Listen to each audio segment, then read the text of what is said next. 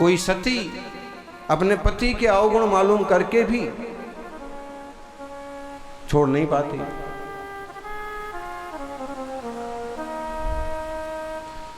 अरे ये सामान्य लोगों को तो छोड़ो, श्री राम का उदाहरण लो, लक्ष्मण जी का उदाहरण लो। अगर किसी ने पद्म पुराण का स्वाध्याय किया हो, किस किस ने किया? बहुत सारे श्रावकों ने किया, बहुत नहीं, श्राविकाओं ने किया। श्रावकों ने तो एक ही हाथ उठाया। कितने श्रावकों ने पद्म पुराण का स्वाध्याय किया? 1 2 3 4। जैन धर्म की 4 लोग भी अगर भिड़ जाएंगे तो भी जय जयकार हो जाती है, हो रही है। 1 2 3 4।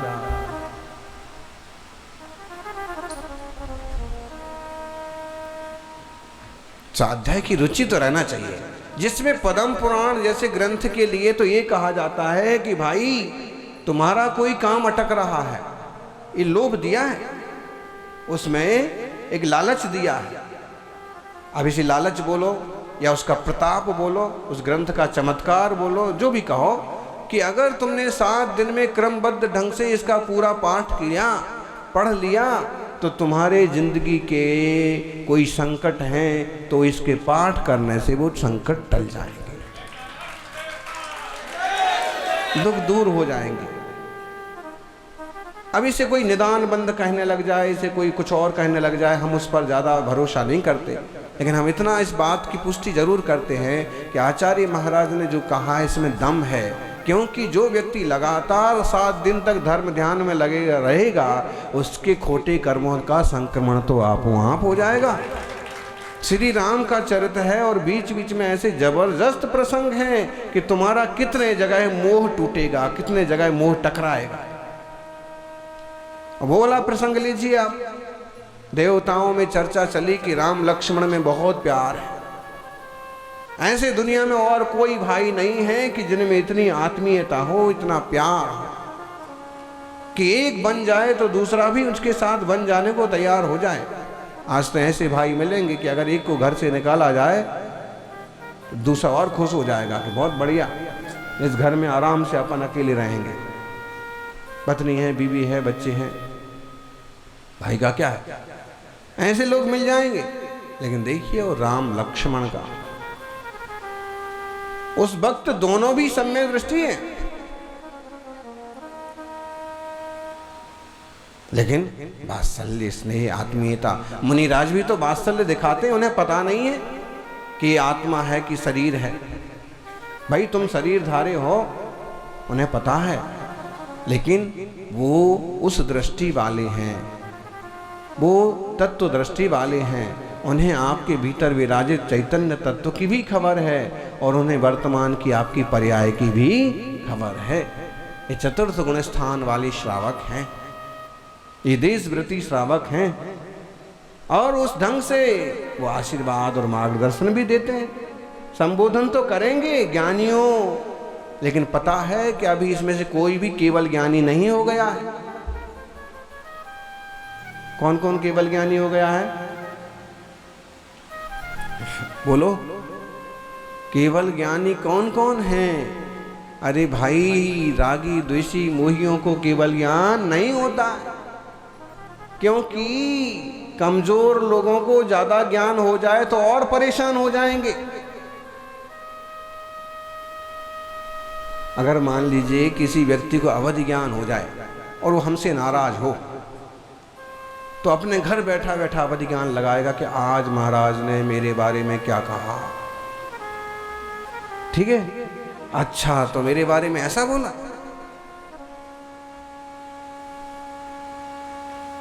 अब अपन महाराज को मजा चखाएंगे। सही उपयोग नहीं कर पाएंगे लोग। बहू को अवधि ज्ञान हो जाए, मान लो कि सासू को अवधि ज्ञान हो जाए, तो क्या होगा?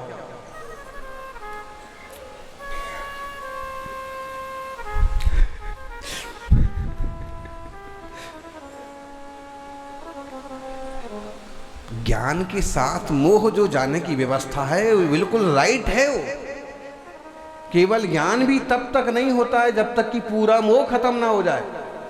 प्रभु तब तक बोलते ही नहीं हैं जब तक कि उन्हें केवल ज्ञान ना हो जाए। इस छद्मस्त ज्ञान में समस्याएं खड़ी हो जाएंगी। अवधि मनपर ज्ञान में भी कहीं तत्व का प्ररूपण में कुछ ऊंचा नीचा हो जाएगा। और जब तक मैं खुद पूरा ना हो जाऊं तब तक किसी को पूरा होने का मार्ग कैसे बता पाऊंगा, कैसे बताऊं? सारा निश्चय तो हो जाए। और आप देख लीजिए, अगर बाहु को हो गया ना अवधि ज्ञान, तो सासू सुबह सुबह मंदिर चली जाती है 5 बजे और 11 बजे वापस लौटती है। इतने 6 घंटे के बीच में क्या क्या किया है, किन किन दूसरी महिलाओं से मेरी निंदा की है, घर की बातें की है, क्या किया, पूरा अवधि ज्ञान लगाएगी। और फिर क्या होगा बोलो? अच्छा, मान लो सासू को अवधि ज्ञान हो जाए तो बहू घर पर क्या कर रही है, अब कौन सा सीरियल देख रही है, चुपके से डिब्बे में से निकाल के क्या क्या क्या होगा? समस्याएं बढ़ जाएंगी। इसलिए जितने ज़्यादा राग द्वेष रहते हैं ज्ञान उतना कम रहता है। इसमें भी छायोपशमिक ज्ञान किसी किसी का कितना बढ़ जाता है, देख लो ना। बाबा जी अभी बता देंगे। ओ नीली शर्ट वाले, ये नीली शर्ट वाले कहाँ से आए हैं, इनका नाम क्या है? छायोपशम ज्ञान भी कितना बढ़ जाता है, बढ़ सकता है। लेकिन उपयोग क्या हुआ? उपयोग क्या हुआ? फायदा क्या हुआ? उसका सिर दर्द मिट जाएगा ज्यादा से ज्यादा उसको ये मालूम पड़ जाएगा कि 15 दिन बाद नौकरी लगने वाली है। ना भी बोलते तो भी लगने वाली है, तो लगती ही लगती। लेकिन और ऊल जलूल चीजें पैदा हो जाती हैं। इसलिए छायोपशमिक ज्ञानों पर ज्यादा इतराने की जरूरत नहीं है। पूर्ण ज्ञान स्वभाव को पाने की कोशिश करो। छायोपशमिक ज्ञानी तो श्री राम और लक्ष्मण का भी क्या हाल हुआ। देवताओं ने मालूम किया कि देखते हैं सच में कितना प्यार है, और उन्होंने जाके लक्ष्मण से कहा, क्या कहा? श्री राम देह छोड़ के चले गए। और इतना सुनना था कि लक्ष्मण जी सचमुच में वो मरण को प्राप्त हो गए। इसे आप हार्ट अटैक भी कह सकते हैं।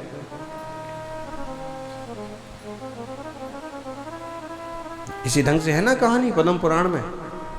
बस इतना सुनना हुआ कि हाय राम कहा, और वो कितना स्नेह है।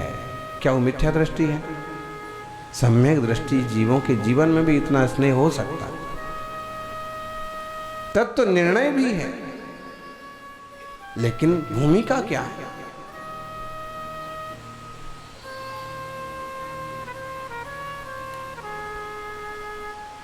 और उसके आगे की कहानी आपको मालूम है कि जब ये असली बात श्री राम को मालूम पड़ी कि लक्ष्मण जो है वो मरण को प्राप्त हो गए, तो 6 माह तक उनके उस मृत शव को, महापुरुषों के शरीर ऐसे होते हैं कि गलते सड़ते नहीं हैं जल्दी से, महान शक्ति संपन्न रिद्धि संपन्न, 6 माह तक। और कितनी कोशिश की। जो पहले का सेनापति का जीव था, कृतांत वक्र जो देव हुआ था, जब उसे मालूम पड़ा कि ये हाल है, ये चल रहा है, और जब वो आया और उसने फिर तरह तरह की विक्रिया करके समझाया, मुंह से समझा करके तो सारी दुनिया के लोग परेशान हो गए, और लेकर के कहां से कहां तक पहुंच गए।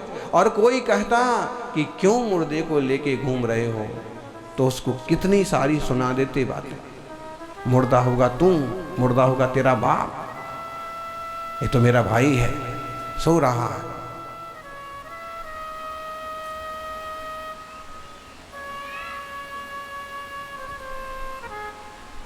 फिर कृतांत वक्र का जीव स्वर्ग से आता है, वो बनाता है फिर तरह तरह के रूप, पत्थर पर बीज डालता है, और उसको देख करके राम टोकते हैं कि भाई पत्थर पर बीज डालने से क्या होगा, बीज खराब हो जाएंगे, कोई फसल थोड़ी उगेगी।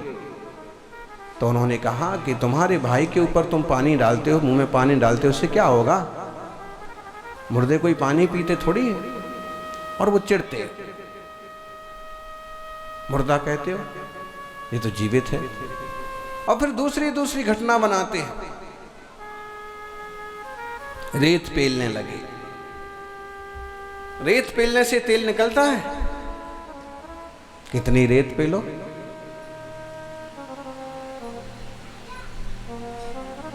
और वो कहते क्यों भाई, रेत पेलने से क्या होगा, बेकार की मेहनत कर रहे हो। तो वो समझाते हैं कि आप भी व्यर्थ का परिश्रम कर रहे हो।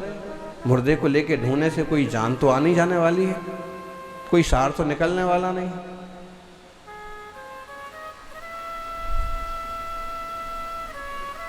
इस तरह के संबोधनों से बड़े मुश्किल में वह सावधान होते हैं और कहते हैं कि हाँ, सच में यह देह मृत है, आत्मा निकल गया। और 6 माह तक यहां तो कोई 6 घंटे भी इंतजार नहीं करता, बस जबरदस्ती अपने अपने मोह के कारण से परेशान और दुखी रहते हैं। आत्मार्थियों, जैसे राम का मोह टूट गया, 6 माह में टूट गया, ऐसे आपका भी तो टूटना चाहिए, और टूट जाता है। एक चला जाता है तो दूसरे से जुड़ जाता है। और आजकल के बेईमान लोगों की तो बात करिए ही मत। पति पत्नी में बहुत ज्यादा राग था, और दोनों बैठे बैठे इसी तरह की बात कर रहे थे। पत्नी ने कहा कि अगर मैं मर जाऊंगी तो तुम्हारा क्या होगा। उसने कहा कि तुम मर जाओगी तो मैं तो पागल हो जाऊंगा।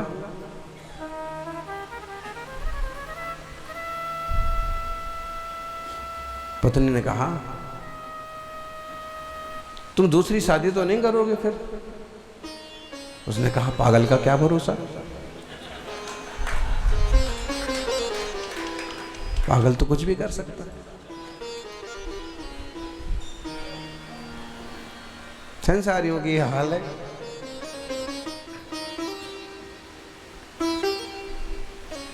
इतनी सी निष्ठा भी तो कहां रही लोगों में। बहुत कम लोग मिलेंगे जो निष्ठावान हैं, नहीं तो इतने आसक्ति वाले ऐसे मूढ़ लोग कि 50, 60, 70, 80 के भी हो जाएं तो भी सेहरा बांधने को तैयार। एक तरफ कफन बंधने को तैयार है, दूसरी तरफ बड़े नामधारी लोग हैं ऐसे। 4-6 नाम तो आपको भी याद होंगे। बिना नाम वाले तो कितने होंगे। एक किस्सा सुना था अनूप जटोला का, दिग्विजय का, तो कितने ऐसे बताइए, हद कर दी। वो दूसरा जीव कहाँ होगा और कहीं से देख रहा होगा, उसका बस चले तो चप्पल लेके अभी हाल आ जाए।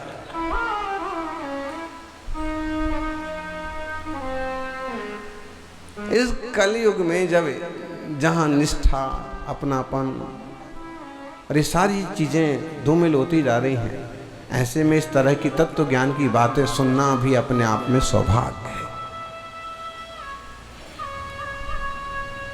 कठिन लगता है सुनना भी, फिर भी जिनको रुचता है, अच्छा लगता है, उनका कल्याण होगा। सौभाग्यशालियों, इतना निर्णय करके रखिए कि वीतरागी जिनेश्वर का मार्ग ही सच्चा मार्ग है, और जो प्रभु ने दिखाया है, जो कहा है, वही मार्ग है। हम भी इस मार्ग पर चलने की कोशिश करेंगे। इस देह का सदुपयोग करने की प्रेरणा मिलेगी आपको। इसकी रखवाली करते रहेंगे, इसकी सार संभाल करते रहेंगे, तो भी वही होना है जो होना है। और इसके माध्यम से धर्म ध्यान करेंगे तो भी वही होना है जो होना है। चाहे सम्मेद शिखर की यात्रा कर करके और शरीर को थका लो, तो भी एक दिन मरना है। यानी तीर्थ यात्रा का थकान, तीर्थ यात्रा की थकान ज़्यादा से ज़्यादा 4 दिन की होती है, लेकिन तीर्थ यात्रा का आनंद जिंदगी भर का होता है। इसलिए कभी मौका मिले तो छोड़िए मत। गुरु भक्ति, गुरु सेवा में जो परिश्रम करना होता है उसमें थकान थोड़ी देर की होती है, लेकिन उससे अर्जित पुण्य भव भव में काम आता है। प्रमाद मत करिए, कौन भोर में उठेगा, कौन अभिषेक करने जाएगा, मुझे तो ठंड लगती है, मेरा तो शरीर दुखता है, मुझे तो अभी आराम करना है। इतने ज़्यादा देहासक्त बुद्धि वाले मत बनिए, थोड़े से ऐसे प्रज्ञावान बनिए कि भोर में सबसे पहले उठें, स्नान करें और सीधा प्रभु का नमन करने के लिए पहुंच जाएं। वेद भिन्नता हुई, इतना तो समझा आपने कम से कम कि देह का सदुपयोग करना सीख गए। इतना तो ममत्व घटा कि हाँ हाँ शरीर पर है, तो चलो इस पर का कम से कम इतना तो उपयोग कर लो कि कोई पुण्य बढ़े, शुभोपयोग हो, आपके उपयोग की धारा शुभमय हो, मंगलमय हो। अंतर्मुख दृष्टि बने, सुबह शाम भले 5 मिनट हो, निज चैतन्य तत्व का चिंतन करें। 2 इंद्रिय आदि सारे जीव हैं, व्यवहार से सब अपनी अपनी पर्यायों में मगन हैं, लेकिन द्रव्यार्थिक नए निश्चय नए कहता है कि जीव अलग है और आत्मा अलग है। तो इन्हें कुचल नहीं जाएगा, मार नहीं दिया जाएगा, इनका भी ख्याल रखा जाएगा कि इन पर्यायों में जीव होते हैं, इस दशा में जीव होते हैं, और मैं इतना अप्रमादी बनूं कि मेरे द्वारा किसी को भी तकलीफ ना हो। और जब यह जीव पूरी तरह से प्रमत्त और अप्रमत्त पर्याय और स्वभाव से ऊपर उठ जाता है, पूर्ण शुद्ध होता है, तो सिद्ध बन जाता है। अपन भी ऐसे सिद्ध स्वभाव को उपलब्ध हों, यही मंगल भावना।